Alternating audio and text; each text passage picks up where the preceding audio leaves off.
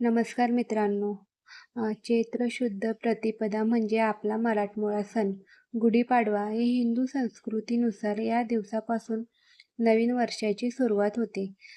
पण हा सण फक्त कॅलेंडर बदलण्याचा नाही, तर तो आहे विजयाचा, आनंदाचा आणि निसर्गाशी कृतज्ञ व्यक्त करण्याचा. आजच्या या विशेष भागात आपण पाहणार आहोत गुढीपाडव्याचा इतिहास, त्यामागचे पौराणिक कथा आणि हा सण साजरा करण्यामागचे शास्त्र. गुढीपाडव्याचा पौराणिक इतिहास.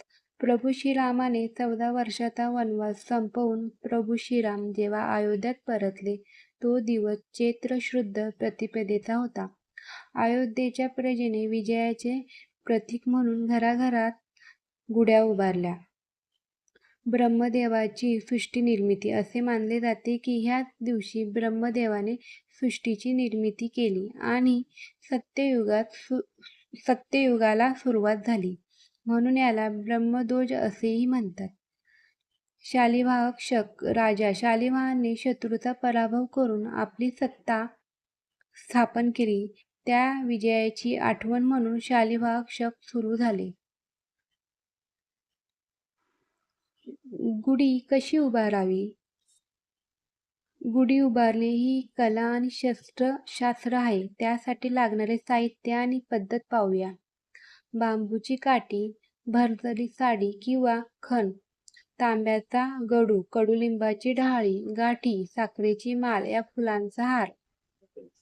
बांबूच्या काठीला स्वच्छ धुवून तिला हळद कुंकू लावणे. वरच्या टोकाला साडी आणि कडुलिंबाची पाने बांधणे. त्यावर साखरेची माळ आणि फुलांचा हार घालणे. सर्वात वर तांब्याचा उपडा ठेवणे.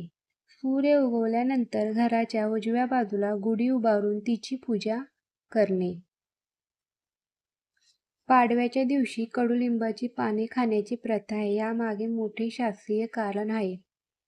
चैत्र महिन्यात ऋतू बदलत असतो, उष्णता वाढते. अशा वेळी शरीराची रोगप्रतिकारक शक्ती वाढवण्यासाठी कडुलिंब, गूळ, ओवा आणि मीठ यांचे मिश्रण अत्यंत फायदेशीर ठरते. हे मिश्रण चैत्रंब म्हणून सेवन केले जाते. सण म्हटला की गोड रडता आलेच. महाराष्ट्रात पाडव्याला पुरणपोळी किंवा श्रीखंड पुरीचा बेत आवर्जून केला जातो. नवीन वर्षाची गोड सुरुवात करण्यासाठी हा नैवेद्य दाखवला जातो. नवीन पंचांग वाचन, वर्षफळ ऐकणे आणि एकमेकांना नवीन वर्षाच्या शुभेच्छा देणे या परंपरा कशा जपाव्या याबद्दल माहिती. तर असा हा आपला गुढीपाडवा. तो आपल्याला शिकवतो की संकटावर विजय मिळवून आनंदाची गुढी कशी उभारायची. जुन्या वाईट गोष्टी विसरून नवीन आशेने आयुष्याची सुरुवात करण्याचा हा दिवस. तुम्हा सर्वांना गुढीपाडव्याच्या आणि हिंदू नव वर्षाच्या खूप खूप शुभेच्छा. तुम्हाला हा व्हिडिओ आवडला असल्यास लाईक करा.